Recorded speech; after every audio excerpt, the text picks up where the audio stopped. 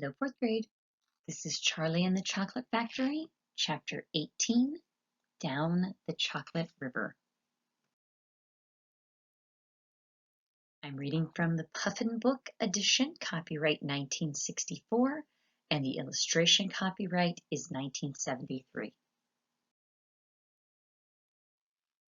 Chapter 18, Down the Chocolate River. Off we go, cried Mr. Wonka. Hurry up, everybody. Follow me to the next room. And please, don't worry about Augustus Gloop. He's bound to come out in the wash. They always do. We shall have to make the next part of the journey by boat. Here she comes. Look. A steamy mist was rising up now from the great warm chocolate river. And out of the mist there appeared, suddenly, a most fantastic pink boat. It was a large open rowboat with a tall front and a tall back, like a Viking boat of old.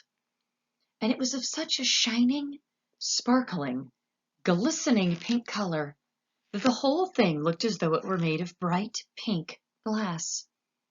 There were many oars on either side of it, and as the boat came closer, the watchers on the riverbank could see that the oars were being pulled by masses of Oompa Loompas, at least 10 of them, to each oar.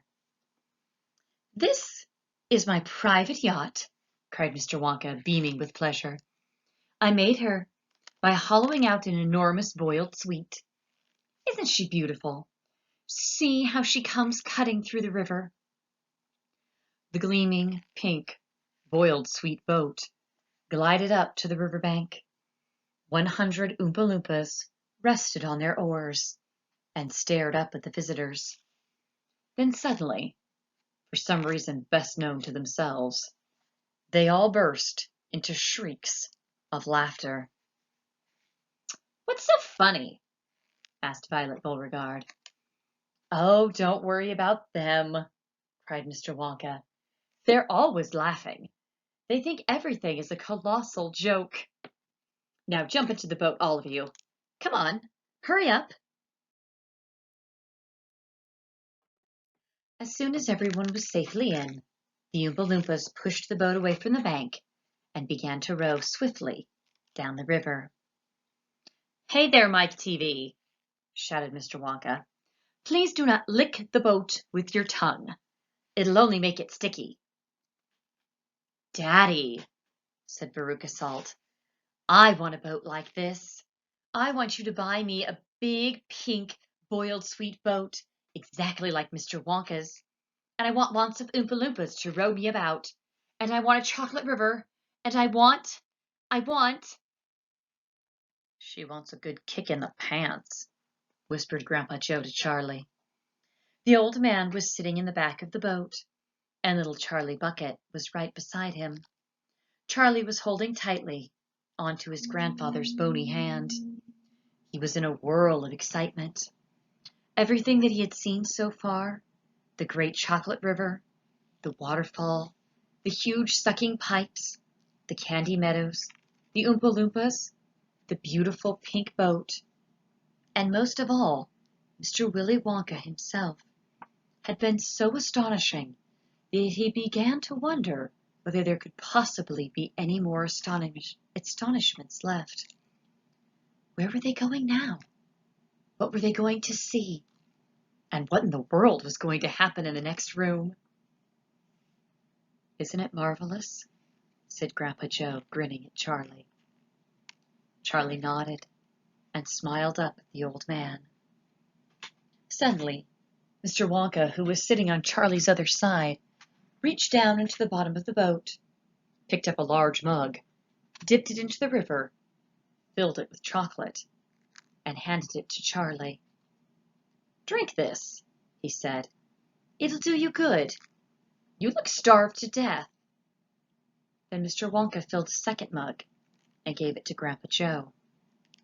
"You too," he said. "You look like a skeleton. What's the matter? Hasn't there been anything to eat in your house lately?" "Not much," said Grandpa Joe. Charlie put the mug to his lips and as the rich, warm, creamy chocolate ran down his throat into his empty tummy, his whole body from head to toe began to tingle with pleasure, and a feeling of intense happiness spread over him. "You like it?" asked Mr. Wonka. "Oh, it's wonderful," Charlie said. "It's the creamiest, loveliest chocolate I've ever tasted," said Grandpa Joe, smacking his lips.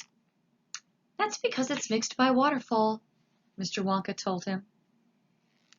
The boat sped down the river. The river was getting narrower.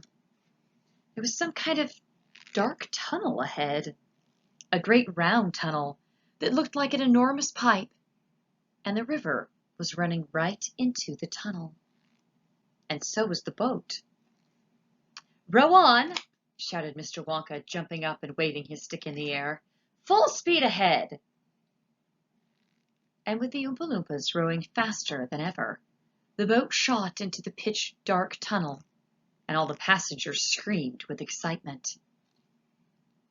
"How can they see where they're going?" shrieked Violet Beauregarde in the darkness. "There's no knowing where they're going," cried Mr. Wonka, hooting with laughter. "There's no knowing where they're going. There's no earthly way of knowing which direction they are going. There's no knowing where they're rowing, or which way the river's flowing. Not a speck of light is showing, so the danger must be growing, for the rowers keep on rowing, and they're certainly not showing any signs that they are slowing." "He's gone off his rocker!" shouted one of the fathers aghast, and the other parents joined in the chorus of frightened shouting. "He's crazy!" they shouted. "He's balmy! He's nutty! He's screwy! He's batty! He's dippy! He's dotty! He's daffy! He's goofy! He's beany! He's buggy! He's wacky! He's loony!" "No, he is not," said Grandpa Joe. "Switch on the lights!" shouted Mr. Wonka.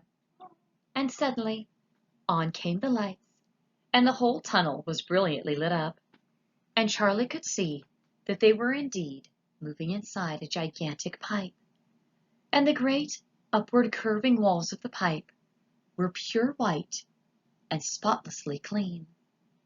The river of chocolate was flowing very fast inside the pipe, and the Oompa Loompas were rowing like crazy, and the boat was rocketing along at a furious pace. Mr. Wonka was jumping up and down on the back of the boat and calling to the rowers to row faster and faster still. He seemed to love the sensation of whizzing through a white tunnel in a pink boat on a chocolate river, and he clapped his hands and laughed and kept glancing at his passengers to see if they were enjoying it as much as he was. "Oh, Grandpa," cried Charlie, "there's a door in the wall." It was a green door, and it was set into the wall of the tunnel, just above the level of the river. And as they flashed past it, there was just enough time to read the writing on the door. "Storeroom number 54, it said. "All the creams.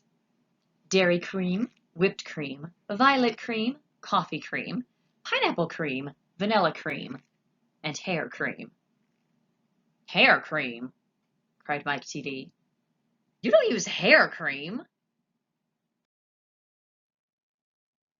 "Row on!" shouted Mr. Wonka. "There's no time to answer silly questions." They streaked past a black door.